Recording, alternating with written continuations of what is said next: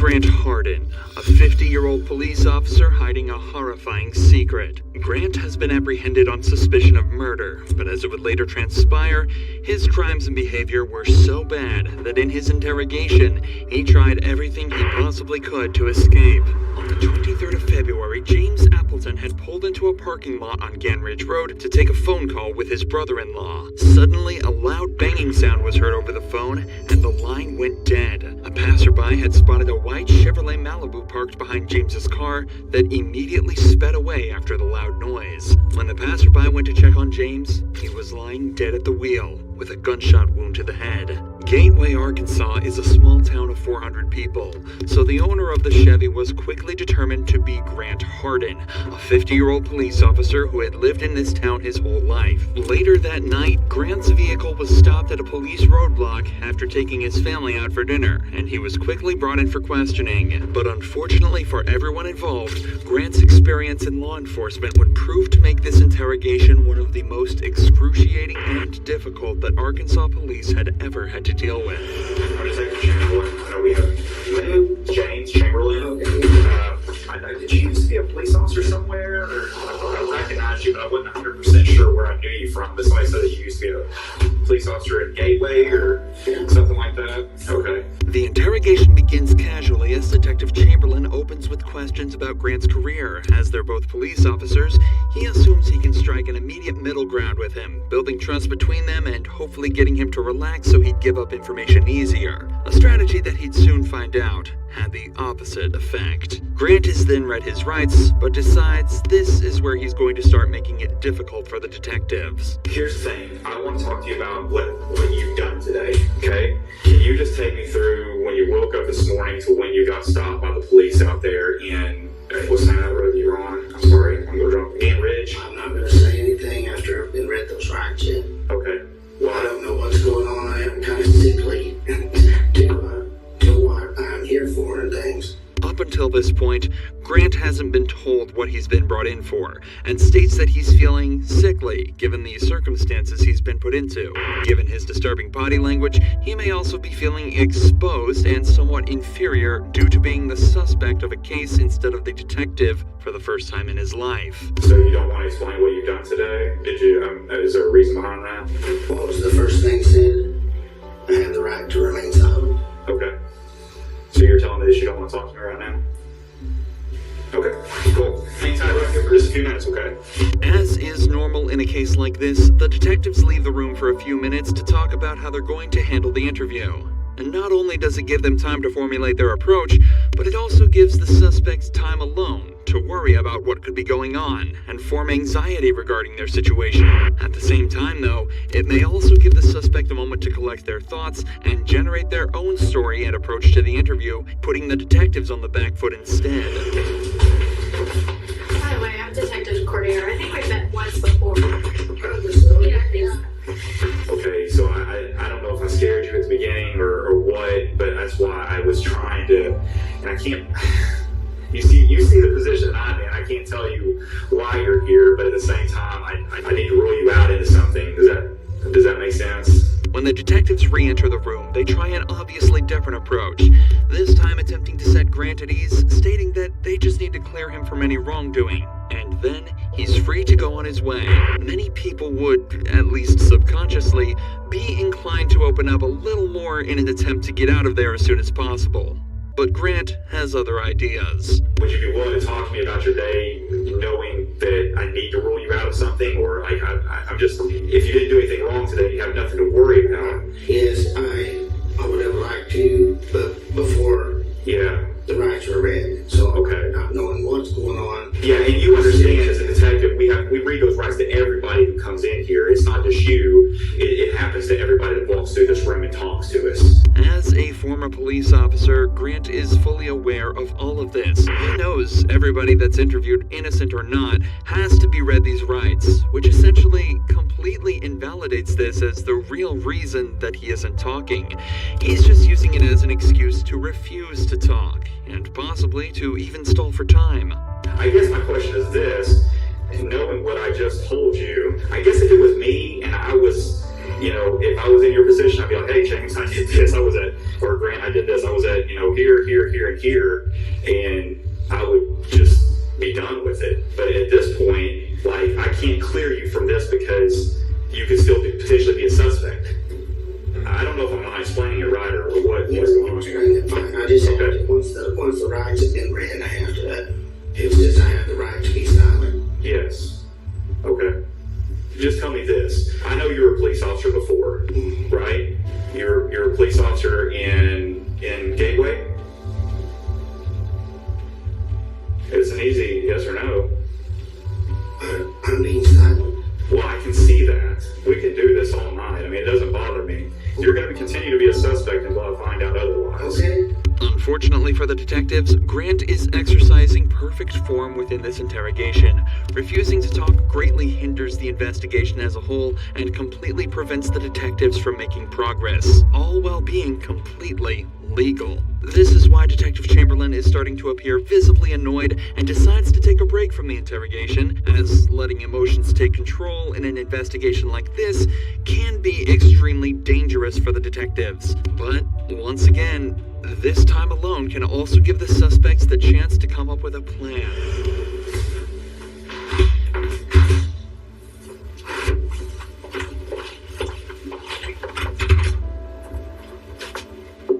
Hello? I need to go You need to go where? home or get ready for work in a little bit. Okay, we'll just have a seat and I'll get it for you. Okay. Okay. All right, thank you. Yes, sir. No, they're also want to talk to me again. What's going on? I'm just ready to go. Okay. I'm not ready for you to go yet, so you're not going to be able to go. I've got other things I'm doing right now, so. I was gonna go. Oh, no, you're not going to tell go. you that. Okay. Yeah, no, you're not. But I'm Same ready. time. Okay. Perfect. Thank you. Oddly enough, in many other investigations like this, now is around the time where an officer may attempt to come to a decision regarding the suspect. The interview is obviously at a complete standstill and no progress is being made in any direction. The standard protocol would be to either gather the information needed to charge the suspect for a crime or release them based on a lack of evidence. But whether the detective thinks he can extract more information or if it was an ego-based decision, Grant is told to stay and continue the interrogation. The police then try to take some time to piece together more of the story, talking to witnesses to try and place Grant at the scene of the crime. Despite his silence being perfectly legal and acceptable, it greatly increases the detective's suspicion towards him. Suspicion that's only heightened when Grant's wife says that his only alibi was that she thought he was spreading grass seeds at the time of James's death. All signs point towards Grant, and Detective Chamberlain goes back in for round 3. Detective Cordero is talking to your wife right now. I talked to her a little bit. So I've kind of got a timeline of where you were and where you weren't today. We all know what happened, okay? I'm not trying to get you in any trouble. I'm not trying to get her in any trouble. You've got a little daughter, 16, who needs her parents, okay? I don't know if you've had a problem with this guy for a while, and this was an accident, or you maliciously chased him down, or what happened. But if I don't get your side of the story, I won't ever know. We're writing a book. You got chapter 1, you got chapter 2, and chapter 3. Chapter 1 is what happened today, what started out today, how your day started. Chapter 2 is what led up to the incident. And chapter 3 is you telling me about what happened to lead you up to that. I know you went to eat, out tonight. I know what you said at dinner. I know that you went to Lowe's afterwards. I know everything, but I don't know what caused the incident. And if I don't know that, I've got to assume the worst. I'll let you think about it. I'll give you one more chance here in a few minutes, and I'm not going to talk to you anymore. I'm telling you that. Well, what happened? I know, you know. We have witnesses that put you there. They physically ID'd you. The 2 cars that drove by. Look, man, I just want to know why it happened. I'm going to sleep good tonight regardless. I don't think you will. At the time of the murder, when the 2 cars were parked up beside each other, the man in the white Chevrolet waved to the passerby past before the gun was fired. As they passed, they were able to get a good look at the driver. And unfortunately for Grant, it was Andrew Tillman, another resident of the small town who had known him since he was a child, and was hence able to undoubtedly place him at the scene of the crime as the gun went off. Both Grant and Chamberlain know without a doubt what happened to James, but Grant also knows that his only chance of escaping is to continue to remain silent and pray that they can't gather the evidence they need. The detectives are now forced to try almost anything they can think of to get movement out of Grant, starting with allowing him to see his wife and daughter in hopes that it will invoke some sort of emotional reaction within him and get him to talk. Your wife's about to leave. She wanted to get you a hug before she left. Are you good with that? Me too. You okay? Alright, I'll be back in a few minutes. Thank you. Unfortunately, even this doesn't work. So instead, Detective Cordiero decides to return alone with a more calm and sympathetic demeanor in a second attempt to build trust with Grant. Often, male suspects are more likely to build a subconscious connection with female detectives due to them often thinking that they're less threatening and more understanding. Realistically, this is the last option the detectives have. Alright, get ready to say my laying down up on that desk right there. It's awful hard. Yeah, I don't know if you'll be any more comfortable up there than what you are now. Can you help me understand how I got to this point? I don't know. I don't know. Man, I remember being on patrol and running into you one night. Help me out on a call, back me up. Oh, It was way back in, I guess almost 3 years now. well, Two, Yeah, something probably like so. that. Yeah, something like that. you guys are always good to help us, help me too. Yeah, absolutely. Brad, you always stay right there, man. Cordiero opens up with an anecdote about how Grant apparently backed her up on a case 3 years ago. Even though he doesn't necessarily remember it, this will give him the idea that Cordiero will be even more sympathetic and helpful towards him as he's done her a favor in the past. It also allows them to continue reminiscing about their time on the force and the people they've worked with, further strengthening the subconscious bond Grant will be creating. I just don't understand how we got to this point. Yeah, me neither. You're willing to talk? Oh, Tell I'm me. just ready to go to bed. I don't blame you. Me too. Me too. And we could do that. You just talk to me. Well, I just have to, since you read those rides, I have to stay, I have to do the ride. Well, what's the difference? See the difference? Regardless if something happened or not, and if it did, if it was an accident, well, tell me. Like, let me help me help you. Like, I want to know what I can do or what happened today to be able to explain it later. I don't know what happened today, I just need to, You know, people are gonna have questions. Your family. I have questions. Well, exactly. So, why can't we figure this out together? Cordiero is making a conscious effort to use inclusive language, such as, "We will figure this out together." This and her open and expressive body language are both techniques she's using to make Grant feel more relaxed, and as though he's part of the solution, not the problem. She's also making every effort to be nice to Grant, in hopes that maybe he'll finally open up to her, or at least give her a way in.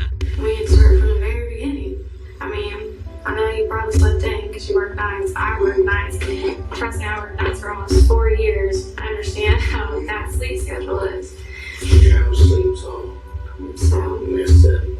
did you sleep in today? Yeah. I bet you did. You could have got to work tonight, huh? Yeah, Yeah. What time did you get up? Around noon. That's usually what time I got up too. Did you watch anything good on TV? Usually that's what I do. I'd eat and watch TV. I'll warm myself up a little bit. Anything good? same old stuff Oh yeah? on TV. You watch the same episodes? Or like, do you have a specific TV show you would wake up and watch? Well, we watched, my wife always has it on, I can't remember what it's called, right now, TV Land. Oh, okay. I haven't really watched any of that.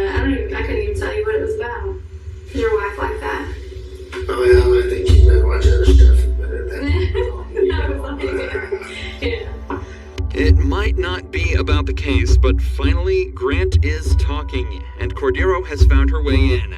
If she can keep the flow of this conversation up, she might be slowly able to extract information from him even without him knowing. Talking about specifics such as TV shows and sleep schedules, even that could lead to catching him in a lie, and placing him in certain places at certain times. But most importantly, she's building a connection with him and continuing to let him talk, which increases the chance that he either slips up or decides to make it easier on the detectives and answer a question. But predictably, as soon as Cordero started asking him to talk about the case again, he shut down once more, refusing to answer any more questions and staying silent. I think you have a lot to live for. Beautiful family, who I've had the privilege of talking to. The way I look at it is you're a man. Men face their mistakes and they own up to them. Man, they figure out what happened and figure out how to solve it and move on. Like I said, I'm honestly here to help you. I want you to understand that. I wouldn't spend my time in here with you if I didn't. And that something happened today that needs to be explained. Did you make a mistake today? Even after reminding him of his family, Grant doesn't move an inch, again realizing that his only chance of being let off is to not speak and hope they don't find anything. I like you, I like this fella that was a detective here. Now, no, y'all don't care about any of that and stuff. And I just don't know how to I haven't had this happen before. Being brought in and interrogated for something. So, I really don't care, but I just don't know how to be silent. Sitting over here looking like a jerk. No, you're not. Honestly, you were far from that. You're very polite. Don't you know why you're here? I appreciate you guys, and I'm just gonna get a lawyer. Yeah. It's up to you. But You can either. obviously something's going on and I need one. I just want to hear your side of it. I want to get a lawyer. After hours of almost pointless back and forth, Grant finally asks for a lawyer, meaning the detectives can no longer question him, and concludes the interrogation. But this is far from where the story ends. Between this interrogation and the final court hearing, Grant and his lawyer both realized that there was simply no way he was going to be released scot-free. Not only was there a man at the scene of the crime who all but saw him pull the trigger, people were also starting to realize that he'd actually either been fired or resigned from 3 different police force jobs before becoming the chief of police in his hometown. So, on October 16th, 2017, he pleaded guilty to the first-degree murder, but refused to reveal his motive, leaving each member of James Appleton's family without closure to this day. However, as Grant was being prosecuted, a shocking revelation was made that turned him, a murderer, into a senseless monster of a human being. As his DNA was being taken, they realized it was already in the system, under an unknown name, for a crime committed almost 20 years ago. In November of 1997, a teacher at Frank Tillery Elementary School went to the teacher's lounge bathroom only to be met by a man brandishing a gun that forced her into a stall. The man then raped her and fled, taking care not to touch anything or leave evidence behind, except for the he left on her clothes. Local police did everything they could to identify the perp, but after 20 months of effort, the investigation went cold until 20 years later when Grant Hardin's DNA was found to be a perfect match. And because Rogers police had obtained a John Doe warrant back in 2003, allowing them to arrest an unknown suspect and bypass the statute of limitations, he was hit with the 14-year sentence for his on top of the 21 years for the murder of James Appleton. And as such, Grant Hardin was sentenced to 35 years in prison, meaning that he'll likely live out the rest of his life behind bars.